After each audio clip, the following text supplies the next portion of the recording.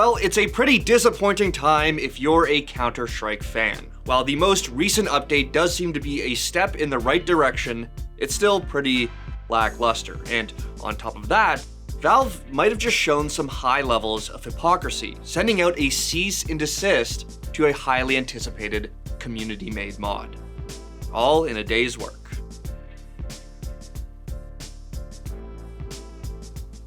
Now, before we get into the cease and desist and what's going on with Classic Offensive, let's quickly talk about the actual update that CS2 got. Wednesday evening, we received Mission Possible, an update that brings, you guessed it, a mission to the game. And I mean that singularly. Every week, players will now get a single mission to complete for extra XP, depending on what the mission is. And these missions range from super engaging trials like win 7 rounds or win 15 rounds, which seem to be tied to the new community maps that have been added to the game with this update. I consider these new community maps to actually be the bulk of this update, given that there are 5 of them. And listen, I am happy that Valve is giving more love to these creators. However, I still feel like this update is missing the mark. Adding in community-made maps and making them a little easier to play by giving them their own map pool at the expense of the Dust 2 only map pool is a good thing. The issue is that historically, community maps are not conducive to the standard matchmaking experience.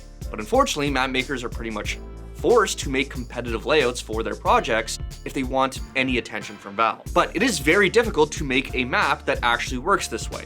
So with no additional game modes that can make these experiences more casual or experimental, they just end up feeling like filler that eventually no one touches. And the same goes for the mission that we got. Missions are a cool idea to add in lieu of an operation, but a singular one is kind of a joke, especially one that's so dull. However, given the nature of CS2 and its lack of auxiliary game modes, I feel like this is all they can really do. Get 15 headshots with the UMP, get 5 kills with the Nova without dying, do damage with the decoy.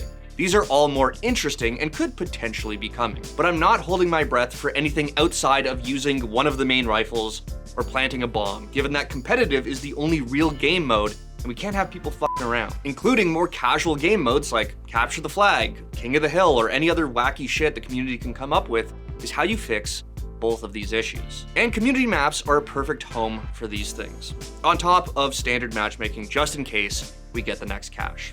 Also, still no cache. Listen, I'm nothing more than a lifelong fan of this franchise, of this company, but it feels like the answer to elevating this game is right in front of Valve, but they just won't pull the trigger on it. But you know what they will pull the trigger on? Fantastic segue. Sending out cease and desist. For those who don't know, Classic Offensive was a remake of the OG Counter-Strike within CSGO. Picture the look and feel of 1.6 in the prior betas, but facelifted into the CSGO era. It was really cool, super ambitious, and Valve has just put a stop to it after 8 years of hard work, and previously greenlighting it. The same day as the CS2 update, the Classic Offensive Twitter account released a lengthy statement alongside a hashtag, Allow Classic Offensive. In this statement, they say that despite originally being a greenlit project on Steam back in 2017, Valve responded in January to the team's most recent build submission, saying that it wasn't a good fit, and then later hit them with a cease and desist ahead of the mod's release. The team also released a full timeline of events from inception to Steam greenlight, communications with Valve, trailer releases, media attention to the mod being completely shut down. This timeline also includes screenshots of correspondence between the team and Valve, with a recent one telling them that they can't release Classic Offensive. Okay, the wording is a little confusing, but Valve explains to the Classic Offensive team that Steam TOS does not allow modders to release game assets, code, or even derivative works of these assets without a license. A license they will not be providing. Now, their main reason behind this decision seems to be because Classic Offensive is a mod of CSGO, but CSGO is no longer a supported game. They told the Classic Offensive team that they were welcome to rebuild the game as a mod for CS2 since the game is still supported, or use the 2013 Source SDK and create an entirely new game. Two options that are obviously next to impossible, as they would have to start from the ground up after 8 years of work. But the point is, it's the fact that this game is a mod of CSGO that seems to be the problem.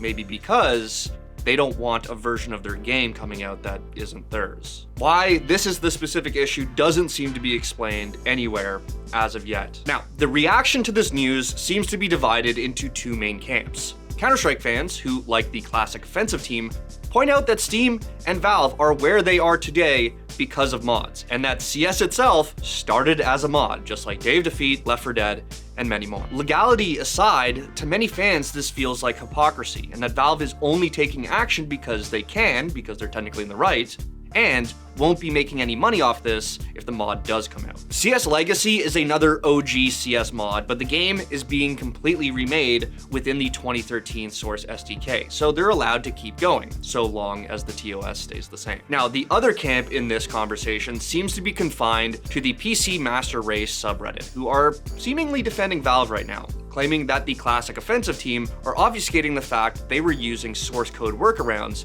that Valve explicitly told them not to use. Some users also seem skeptical about the project itself, mentioned public meltdowns from the team over Valve's lack of support, and that Valve wouldn't do something like this without reason. And yes, while there are two sides to this, with what we have been provided by the Classic Offensive team, Valve never mentions anything about public meltdowns or the use of workarounds in the email that told the team they're no longer allowed to release this mod. The issue is that since Valve hasn't released their own statement, all we know is what the Classic Offensive team has told us. Regardless, people are going to take sides in this situation, but whatever the real truth might be, a game that started as a mod taking action against another mod the same day they release a bunch of community maps to profit off of is not a good look.